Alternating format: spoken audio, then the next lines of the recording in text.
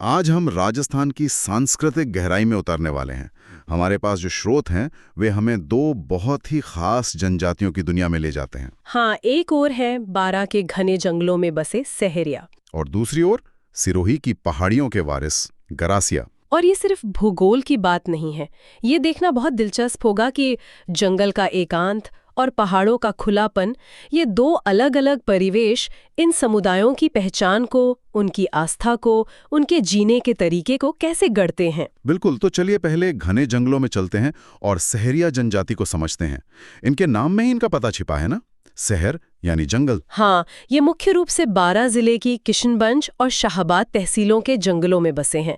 और देखिए, ये कोई आम जनजाति नहीं है, इन्हें सरकार ने एक बहुत खास दर्जा दिया है। क्या दर्जा? राजस्थान की एकमात्र आदिम जनजाति यानी प्रिमिटिव ट्राइब का। आदिम से यहाँ क्या मतलब है? क्या इसका मतलब है कि ये बहुत पुराने हैं? इसका मतलब है कि सरकार ये मानती है कि ये समुदाय अपनी मूल सदियों पुरानी जीवन शैली और परंपराओं के सबसे करीब है।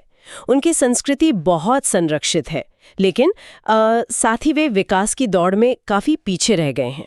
अच्छा। इसीलिए उन्हें खास सुरक्षा की जरूरत है। जैसे राज्य सरकार इन्हें मनरेगा में भी 100 दिन का अतिरिक्त रोजगार देती है। मतलब ये संरक्षण और पिछड़ेपन दोनों को स्वीकार करने जैसा है।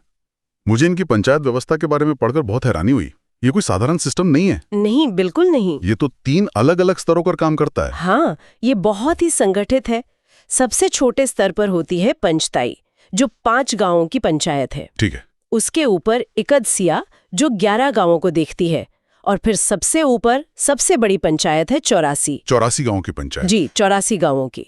और इन सभी के मुखिया को कोतवाल कहा जाता है। 84 गांवों की एक पंचायत, ये तो अपने आप में एक छोटी मोटी संसद जैसा लगता है। और सबसे बड़ी बात मुझे ये लगी कि इनकी सबसे बड़ी अदालत बैठती कहाँ है? हाँ, और यही बात इनके समाज के मूल को दर्शाती है।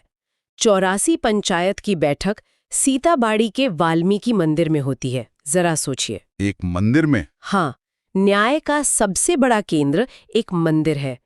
इससे पता चलता है कि उनके लिए आस्था और समाज के नियम कितने गहरे जुड़े हुए हैं।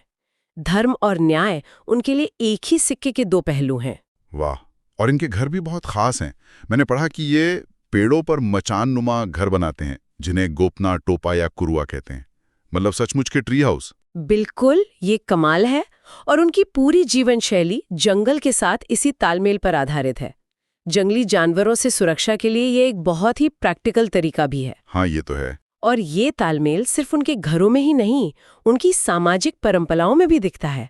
इनकी पूरी बस्ती को सहराना या सहरौद कहते हैं। और गांव का जो सामुदायिक केंद्र होता, उसे बंगला या हथाई कहा जाता है। ये बहुत दिलचस्प है। सामाजिक परंपराओं से आपका क्या मतलब है? क्या कुछ खास नियम है? हाँ है, जैसे उनके नृत्यों में। सहरिया जनजाति में कभी भी युगल नृत्य यानी कपल डांस नहीं किया जाता है। अच्छा। हाँ, ये उनके सामाजिक नियमों की स्पष्टता और मर्यादा को दिखाता है, जो कई दूसरी जनजातियों से उन्हें अलग करता है। यानी सामुदायिक नृत्य होते होंगे पर जोड़ी में नहीं। अब जब आपने मंदिर और आस्था की बात की तो जाहिर है इनके त्योहार भी खास होंगे। ये वाल्मीकि को अपना आदि पुरुष मानते हैं ना? बिल्कुल। महर्षि वाल्मीकि इनके ये सर्वोच्च हैं और इनकी कुलदेवी है कोड़िया माता। और जैसा हमने कहा, सीताबाड़ी सिर्फ न्याय का केंद्र नहीं है, वहां लगने वाला मेला सहरिया समाज के लिए कुंभ के बराबर है।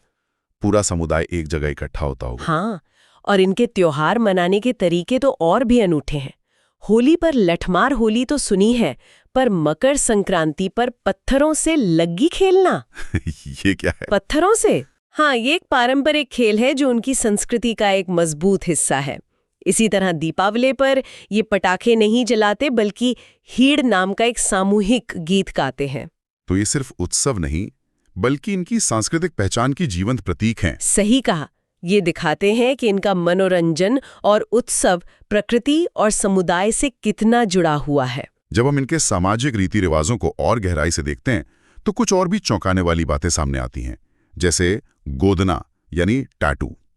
ये सिर्फ महिलाएं गुदवाती हैं, पुरुषों के लिए मना है। हाँ, ये लिंग आधारित भूमिकाओं और परंपराओं को साफ तौर पर दिखाता है। और 2 बातें तो ऐसी हैं जो इस समाज को बिल्कुल अलग खड़ा करती हैं। कौन सी? पहली, इस जनजाति में श्राद्ध नहीं किया जाता, जो कि हिंदू परंपराओं का एक अहम हिस्सा माना जाता है।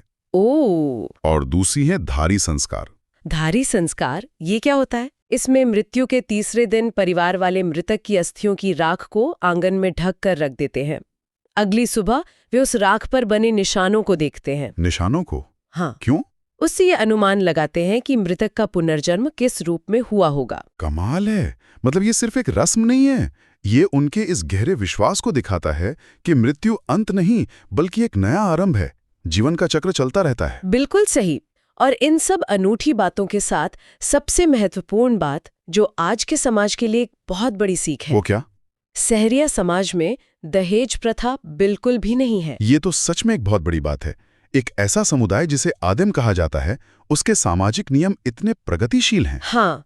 ये देखना दिलचस्प होगा कि जब हम जंगलों से निकलकर पहाड़ों पर रहने वाले गरासिया समुदाय को देखते हैं तो वहां सामाजिक व्यवस्था कैसी है?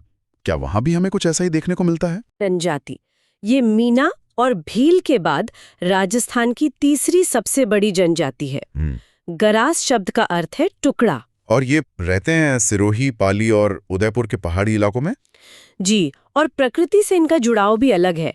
जहाँ सहरिया जंगल में रहते हैं, वहीं गरासिया समाज में मोर को पवित्र पशु माना जाता है। और सफेद पशुओं को भी, सही है ना? हाँ, सफेद पशुओं को भी ये बहुत पवित्र मानते हैं। और यहाँ पारिवारिक संरचना सहरिया से काफी अलग है। कैसे? जहाँ कई जनजातियों में संयुक्त परिवार की प्रथा है, वहीं गरासिया समाज में एकाकी यानी न्यूक्लियर परिवारों में रहने का चलन है। मतलब शादी के बाद बेटा अपने माता पिता से अलग घर बसा लेता है। हाँ बिल्कुल। ये तो आधुनिक शहरी समाज जैसा हो गया। और इनकी पंचायत का क्या वो भी सहरिया जैसी संगठित है? संगठित तो है, पर उसका आधार अलग है।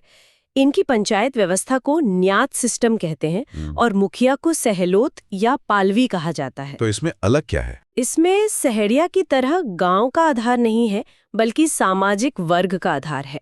3 स्तर हैं। मोटी न्यात जो उच्च वर्ग के लिए है, नैनकी न्यात मध्यम वर्ग के लिए और निचली न्यात निम्न वर्ग के लिए। यानी समाज के भीतर भी एक वर्ग व्यवस्था है। मुझे एक और दिलचस्प शब्द मिला इनके बारे में, हेलुरु। ये क्या है? हेलुरु इनकी सहकारी समिति यानी कोऑपरेटिव सोसाइटी को कहते हैं। ये दिखाता है कि उनमें सामुदायिक सहयोग की एक संगठित भावना है। मतलब आर्थिक और सामाजिक रूप से एक दूसरे की मदद करने की व्यवस्था? जी, यह उनकी सामाजिक प्रगतिशीलता का भी एक प्रतीक है। अब बात करते हैं इनकी आस्था के सबसे बड़े केंद्र की, जो है माउंट आबू की नक्की झील। स्रोतों में लिखा है कि ये इसे गंगा के समान पवित्र मानते हैं। हाँ, ये स्थान उनके लिए धार्मिक और भावनात्मक रूप से सर्वोच्च है। वे अपने पूर्वजों की अस्थियां यहीं विसर्जित करते हैं। और इस झील से एक बहुत सुंदर मान्यता भी जुड़ी हुई है। हाँ, वे मानते हैं कि इसे देवताओं ने अपने नाखूनों से खोदा था। अपने नाखूनों से? ये कहानी तो उस जगह को और भी दिव्य और खास बना देती है। मतलब ये सिर्फ एक झील नहीं, बल्कि उनकी नजर में एक चमत्कार है। सही कहा। और वे अपने पूर्वजों की याद में जो स्मारक बनाते हैं, उन्हें हुरे कहते हैं। ये उनके पूर्वजों के प्रति गहरे सम्मान को दिखाता है। बिल्कुल। और यही सामुदायिक भावना और उत्सव का माहौल इनके मेलों में भी दिखता होगा। हाँ, सियावा का गौर, जिसे गणगौर मेला भी कहते हैं, और चेतर विचित्र मेला, ये इनके प्रमुख मेले हैं। और इन मेलों की सबसे खास बात तो ये है कि यहाँ युवक युवती अपना जीवन साथी खुद चुनते हैं। ये तो एक तरह से प्रेम विवाह को सामाजिक स्वीकृति देना हुआ। हाँ, समाज इसकी पूरी स्वीकृति देता है। और इसी वजह से इनके विवाह के प्रकारों में भी बहुत विविधता और लचीलापन है। जैसे मोरबंध्या सबसे श्रेष्ठ विवाह माना जाता है, जिसमें ब्राह्मण की उपस्थिति में विधि विधान से फेरे होते हैं। और दूसरे प्रकार कौन से हैं? एक है ताड़ना विवाह। इसमें कोई फेरे या रस्में नहीं होते। वर पक्ष वधु पक्ष को कुछ धनराशि, जिसे दापा कहते हैं, देता है और वधु को अपने घर ले आता है। मतलब बहुत ही सीधी सरल प्रक्रिया। हाँ।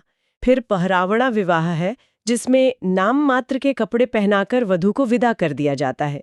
ये उनकी सामाजिक जरूरतों के अनुसार लचीलेपन को दिखाता है। ये बहुत ही व्यवहारिक लगता है। और यहाँ एक और बहुत रोचक पहलू है मिश्रित विवाह का, खासकर भील जनजाति के साथ। हाँ, ये भील जनजाति के साथ इनके गहरे सामाजिक संबंधों को दिखाता है। दोनों समुदायों के बीच विवाह संबंध होना एक मजबूत सामाजिक ताने बाने का संकेत है। तो ये कैसे होता है? जब गरासिया पुरुष का विवाह भील महिला से होता है तो उस परिवार को भील गरासिया कहते हैं। और अगर इसका उल्टा हो, अगर गरासिया महिला का विवाह भील पुरुष से हो, तब उसे गमेती गरासिया कहते हैं। इसे याद रखने का एक सरल तरीका भी है। जैसा कि स्रोत बताते हैं, नाम की शुरुआत हमेशा पुरुष की जनजाति से होती है। अच्छा, गरासिया पुरुष तो भील गरासिया, भील पुरुष तो गमेती गरासिया। बिल्कुल। तो अब अगर हम दोनों समुदायों को एक साथ देखें तो तस्वीर काफी साफ हो जाती है। एक तरफ जंगल में रहने वाले सहरिया, जिनका मुखिया कोतवाल है, और दूसरी तरफ पहाड़ों पर बसे गरासिया, जिनका मुखिया सहलोत है। बिल्कुल। सहरिया समाज में धारी संस्कार और गोदना जैसी अनूठी प्रथाएं हैं। दहेज बिल्कुल नहीं है। तो गरासिया समाज में प्रेम विवाह को सामाजिक स्वीकृति, नक्की झील में गहरी आस्था और भीलों के साथ मजबूत सामाजिक रिश्ते प्रमुख है। तो मूल अंतर क्या है? क्या सिर्फ जंगल और पहाड़ का फर्क है? अगर हम इसे बड़े परिप्रेक्ष्य में देखें तो मूल अंतर उनके परिवेश, उनके सामाजिक संगठन और बाहरी दुनिया से उनके संपर्क में ही है। अच्छा। सहरिया एक संरक्षित आदिम जनजाति है जिसका जीवन जंगल पर केंद्रित है और बाहरी संपर्क कम है, जिससे उनकी परंपराएं बहुत अनूठी और संरक्षित रह गई हैं। हाँ, वहीं गरासिया एक बड़ी और विस्तृत जनजाति है जिसका अन्य समुदायों, खासकर भीलों के साथ गहरा और स्वीकृत सामाजिक संबंध है। उनकी व्यवस्था में बाहरी दुनिया के साथ तालमेल बिठाने का लचीलापन ज्यादा दिखता है। वाकई एक ही राज्य के भीतर संस्कृतियों के कितने अलग-अलग और खूबसूरत रंग देखने को मिलते हैं। जंगल के मचान-नुमा घरों से लेकर पहाड़ों की पवित्र झील तक ये एक अद्भुत यात्रा थी। जाते जाते एक विचार छोड़ जाती हूँ।